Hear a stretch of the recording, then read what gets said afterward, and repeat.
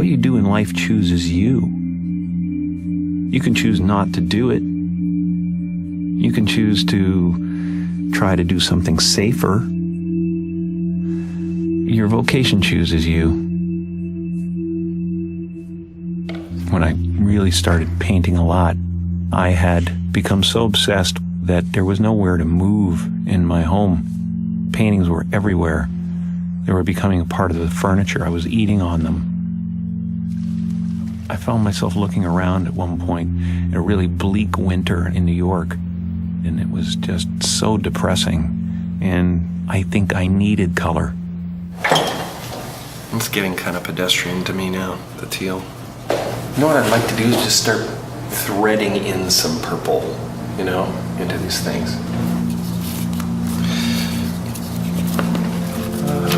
I'll find the ultimate color and not be able to reproduce it. You can tell what I love by the color of the paintings. You can tell my inner life by the darkness in some of them, and you can tell what I want from the brightness in some of them.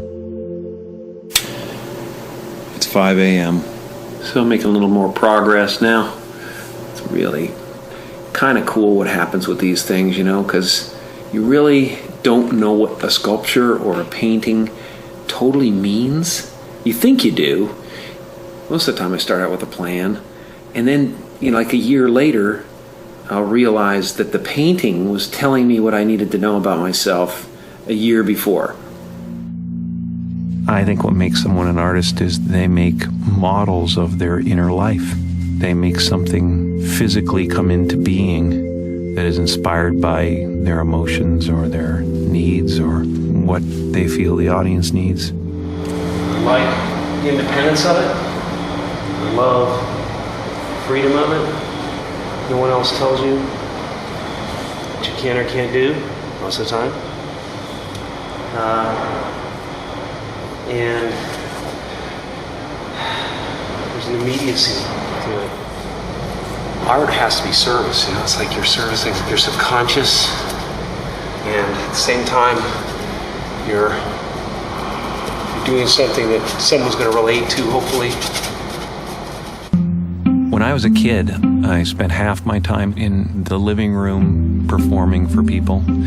I spent the other half the time in my bedroom by myself, writing poetry and sketching.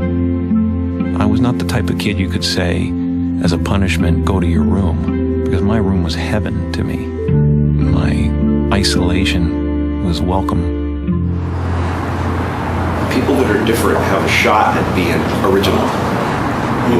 They got motivation too. They got motivation. I sketched all the time, but I didn't do a lot of painting. Suddenly, 6 years ago, at a time when I was trying to heal a broken heart, I decided, well, maybe I'll paint. When your heart is in love, you're floating, weightless. But when you lose that love, you have to re-enter the atmosphere. And it can get pretty rough. You're just bouncing off one molecule and onto the next, ripping through them at such a pace that they just ignite and explode.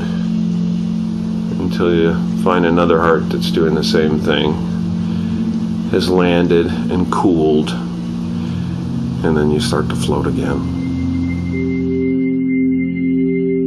The energy that surrounds Jesus is electric. I don't know if Jesus is real. I don't know if he lived. I don't know what he means, but the paintings of Jesus are really my desire to convey Christ consciousness. I wanted you to have the feeling when you looked in his eyes that he was accepting of who you are. I wanted him to be able to stare at you and heal you from the painting. You can find every race in the face of Jesus. And I think that's how every race imagines Jesus. They imagine him as their own. That's pretty. So funny, I get so stuck when I'm trying to choose colors, but when I just grab them, it's cool. I don't know what painting teaches me. I know that it just frees me. Free from the future, free from the past, free from regret, free from worry.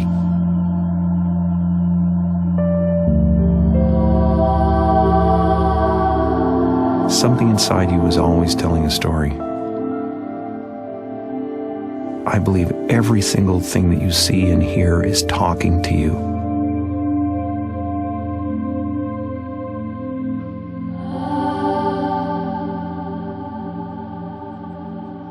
You know, the bottom line with all of this, whether it's performance or it's art or it's sculpture, is love. We want to show ourselves and have that be accepted. I love being alive, and the art is the evidence of that.